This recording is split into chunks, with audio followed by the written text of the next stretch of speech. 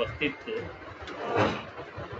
Bharatiya Janata party के प्रदेश के महामंत्री आदरणीय मिथिलेश तिवारी जी, जो बैंकुटपुर के निवर्तमान विधायक हैं, और साथ ही भाजपा के वरिष्ठ नेता आदरणीय बृजकिशोर सिंह जी, मीडिया प्रभारी रितेश सिंह जी, और साथ ही भाजपा के मुख्यालय प्रभारी रवि सिंह जी सहित सभी पत्रकार मित्रों से आपका इस प्रेस वार्ता कार्यक्रम में स्वागत है, अभिनंदन है।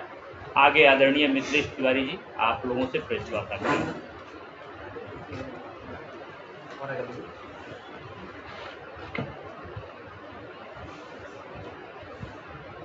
देखिए, भारत के 140 करोड़ लोग पहलगाम में हुई आतंकी घटना को लेके स्तब्ध भी हैं, आक्रोशित भी हैं और सरकार के साथ खड़े भी हैं।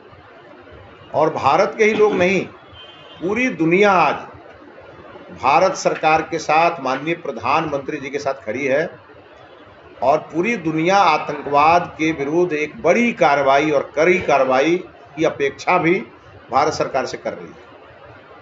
माननीय प्रधानमंत्री जी अभी मिथिला आए थे और 24 तारीख को उन्होंने वहां से पूरे विश्व को संदेश दिया कि जो लोग भी इस घटना में शामिल रहे हैं उनका वो हश्र होगा जैसा कभी किसी ने सोचा नहीं होगा। और आज पूरा देश, पूरा विश्व टकटकी लगा के माननीय प्रधानमंत्री जी की ओर देख रहा है। देश के कोने कोने में जगह जगह कैंडल मार्च निकाले जा रहे हैं। हमारे वैसे हिंदू भाइयों के लिए, बहनों के लिए, जिन बहनों का सुहाग उजड़ गया, जो भाई उसमें चले गए, जिनकी 2 दिन पहले शादी हुई थी और उनका सुहाग उजड़ गया, उन सभी के सेंटिमेंट के साथ, उनके दुख के साथ पूरा देश खड़ा है। लेकिन इसी बीच अपने भारतवर्ष में भी कुछ लोग ऐसे हैं जिनके आचरण पर पूरा देश संसार है।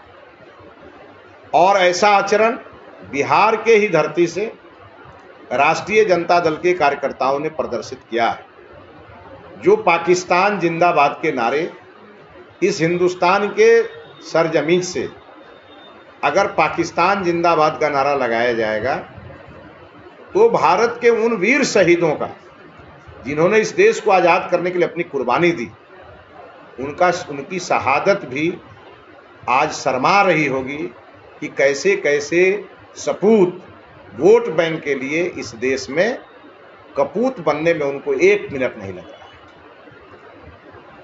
और ये कोई पहली घटना नहीं है। इसके पहले आप सभी के ध्यान में होगा कि जेएनयू कैंपस में भी नारे लगाए गए, भारत तेरे टुकड़े होंगे हजार, इंशाअल्लाह इंशाअल्लाह, इस प्रकार के नारे से जेएनयू कैंपस भी गूंजा था। जिन लोगों ने ये नारा लगाया उनको कांग्रेस पार्टी ने अपना स्टार कैंपेनर बनाया, उनको चुनाव लड़ाया, हालांकि जनता ने उनको रिजेक्ट कर दिया। अब राष्ट्रीय जनता दल के लोग इस काम में बढ़ चढ़ करके आगे दिख रहे हैं। मुझे ये लगता है कि ऐसी राजनीतिक दल को शर्म करनी चाहिए, ऐसे कार्यकर्ताओं को तुरंत पार्टी से निकालना चाहिए, क्योंकि जहां राष्ट्रहित की बात हो वहां फिर वोट बैंक की बात नहीं होनी चाहिए। और उस समय पूरा देश जब एक सूत्र में खड़ा है तो देश की सभी राजनीतिक पार्टियों को एक साथ खड़ा होना चाहिए। आज ऐसे लोगों के व्यवहार को लज्जाजनक, चिंताजनक और उन सभी वीर शहीदों की शहादत के लिए जो इन लोगों ने आचरण किए हैं, और जो वीर शहीद आज उनकी आत्मा कहीं से देख रही होगी, वो कराह रही होगी कि क्या इसी दिन के लिए इतनी बड़ी कुर्बानी हमने दी थी। अपने देश की एक नेहा सिंह राठौर हैं, वो बिना सिर पैर के अपनी कविता करते रहते। जिस समय देश के लिए खड़ा होना चाहिए उस समय भी वो देश के, हमारे प्रधानमंत्री किसी पार्टी के नहीं होते, प्रधानमंत्री देश के होते हैं और सरकार जो होती है वो सबकी होती है। और उन्होंने जिस प्रकार से आचरण किया और उनके ऊपर मुकदमे हुए, इस बात से देश आहत है कि भारत के लोगों को आज इस आतंकवादी घटना पे एक साथ खड़ा होना चाहिए और दलीय सीमा को तोड़ के खड़ा होना चाहिए। सर, नेहा सिंह राठौर पे कैसी कार्रवाई होनी चाहिए? देखिए, कानूनी रूप से उनके खिलाफ आवेदन पड़े हैं और आवेदन के आलोक में पुलिस ने कार्रवाई की है। मैं कोई जज नहीं हूं कि मैं किसी कार्रवाई की अनुशंसा करूं, लेकिन मैं ये जरूर कहूंगा कि आज के दिन में किसी को भी राजनीतिक बयान नहीं देना चाहिए और सरकार के साथ मुस्तैदी से खड़ा होना चाहिए और सरकार के द्वारा की जाने वाली कार्रवाई का इंतजार करना चाहिए। सर, पहलगाम अटैक पे कश्मीर के मौजूदा मुख्यमंत्री जो फारूक अब्दुल्ला हैं, उन्होंने बोला कि पाकिस्तान भी जो है चूड़ी नहीं पहना है, एटम बम मतलब रखा हुआ है, मार देगा। तो ऐसे कायर मुख्यमंत्री के लिए आप लोगों के जहन में क्या चल रहा है और भारत में वो रहते हैं और भारत सरकार इनके ऊपर क्यों नहीं कार्रवाई कर रही है? देखिए, यही तो दुखद पहलू है। ये दुखद पहलू इसलिए है कि बहुत सारे लोग इस देश में ऐसे हैं कि रहते हिंदुस्तान में और गाते पाकिस्तान के, और इन पे नज़र भारतवासियों की भी है और नज़र सरकार की भी है।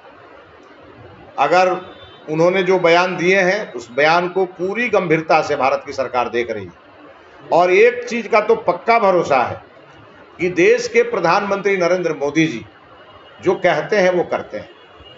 आप सभी को ध्यान में होगा कि चाहे उरी की घटना हो, चाहे अभी जो मुंबई में 26/11 की घटना थी, उसके जो मुख्य आरोपी को किस प्रकार से मोदी जी खींच लाए, इसी तरह कोई आतंकी बचने वाला नहीं है। और भारत माता के मस्तिष्क पर तिलक लगाने में जिनको भी परेशानी हो रही हो, उनको भारतवर्ष छोड़ देना चाहिए। उनका इस भारतवर्ष में रहने का कोई स्थान नहीं है। भारत माता की जय करने में परेशानी हो, भारत हमारा विश्व गुरु बने संकल्प को लेने में परेशानी हो और रहेंगे भारत में और नारा लगाएंगे पाकिस्तान के हित में, ऐसे लोगों को तत्क्षण इस देश को छोड़ देना चाहिए। विपक्ष का आरोप है कि मतलब देश की जो सरकार है वो हमेशा चुनावी मामलों में और चुनावी जो माहौल होता है तब ऐसा घटना खुद करवाती है। अभी कौन सा चुनाव है? बिहार में चुनाव नहीं, अभी क्या चुनाव है? बिहार का चुनाव है अक्टूबर नवंबर में। अब बिहार के चुनाव से पाकिस्तान को क्या लेना देना है? ये सब बेकार बात है। ये कांग्रेस और राष्ट्रीय जनता दल के लोग, जो लोग अब एक चुनाव नहीं जीत सकते, कभी किसी गरीब के लिए कुछ किया नहीं, देश के लिए किया नहीं, केवल परिवार को बढ़ाया, और अब जब जनता निपटा रही है तो आरोप नरेंद्र मोदी जी पर लगा रहे हैं। ये सब पूरी तरह से बेबुनियाद बात है, बकवास बात है। अच्छा, इस घटना पर धर्म का एंगल आप कितना सही था मतलब मानते हैं? देखिए, ये तो एंगल जो आतंकवादी थे उन्हीं आतंकवादियों ने ये एंगल दे दिया, धर्म पूछ पूछ करके। छोटे छोटे बच्चों ने जो अपनी पीड़ा बताई है, जो आंखें देखी घटना उन्होंने कही है, यह घटना भारतवासियों की आंख खोलने के लिए काफी है। और यह एंगल आतंकवादियों की तरफ से शुरू हुआ है, लेकिन हमारी सरकार में बैठे हमारे चाहे कोई भी मंत्री हो, उनका एंगल ये नहीं है। उनका एंगल संपूर्ण भारत है। हमारे प्रधानमंत्री जी का एंगल संपूर्ण भारत है। 140 करोड़ लोग हैं। हमारे लिए हिंदू, मुस्लिम, सिख, ईसाई हम सब है भाई भाई। ये नारा लेकर के हम हमेशा चलते रहे, लेकिन इसी देश में कुछ लोग हमारे भारत की जो परंपरा रही है, हमारी भारत की जो ताकत है, उस ताकत को कमजोर करने के लिए, परंपरा को समाप्त करने के लिए और इस देश से गद्दारी करने के लिए भी देखे जा रहे हैं। ये उचित बात नहीं है। यहाँ के कांग्रेस के जो जिला अध्यक्ष ओम प्रकाश गर्ग हैं, उन्होंने कहा कि हमारे नेता राहुल गांधी अमेरिका का दौरा वापस करके भारत आ गए और मोदी जी अगले दिन आकर के बिहार में चुनावी जनसभा कर रहे हैं। देखिए, मोदी जी चुनावी जनसभा, उनका कानपुर की एक रैली खत्म हुई, उन्होंने उसको कैंसिल किया। बिहार में चूंकि उनका कोई रैली नहीं था और चुनावी जनसभा नहीं था, उनको विकास योजनाओं को जनता के बीच उनको समर्पित करना था। और जितनी भी प्रकार के सरकारी कार्य थे वो तो नहीं रोके जा सकते हैं, लेकिन प्रधानमंत्री जी का बड़प्पन देखिए, एक माला उन्होंने स्वीकार नहीं किया। जिस मिथिला में प्रधानमंत्री जी आते हैं तो गाजे बाजे के साथ स्वागत होता है, तो सादे समारोह में प्रधानमंत्री जी आए और आ करके और सरकारी योजनाओं को समर्पित कर करके चले गए। और ये अच्छी बात है कि ऐसे कांग्रेस के शाहजादा तो बराबर विदेशी रहते हैं, लेकिन यदि वो आ गए इस अवसर पर तो एकदम अच्छी बात है। सरकार के साथ खड़े हो गए, और अच्छी बात है, और ये सबको होना चाहिए।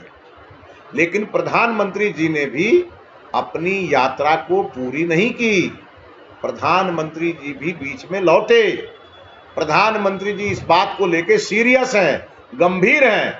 और आज भारत की ताकत है कि भारत का प्रधानमंत्री बिहार की सरजमीन से पूरी दुनिया को संदेश देने की स्थिति में है कि उन आतंकवादियों को हम छोड़ने वाले नहीं हैं। सर्जिकल स्ट्राइक ये कांग्रेस पार्टी को तो बोलने का अधिकार ही नहीं, अच्छा, क्योंकि तो इसी देश में कांग्रेस पार्टी की सरकार के समय हमारे सैनिकों का सर काट करके पाकिस्तान ले जाता था, उनके साथ फुटबॉल खेले जाते थे और उस समय का प्रधानमंत्री मौन रहता था। आज के प्रधानमंत्री मौन रहने वाले नहीं हैं।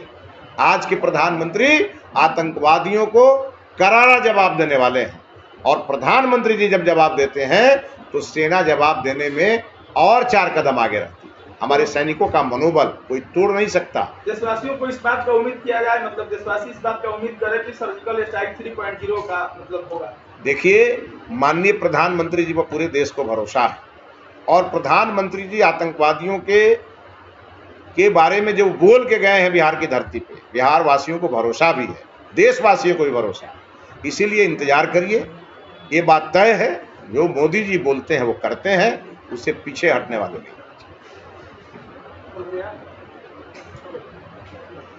हवाले दूसरा मैं दे सकते हैं।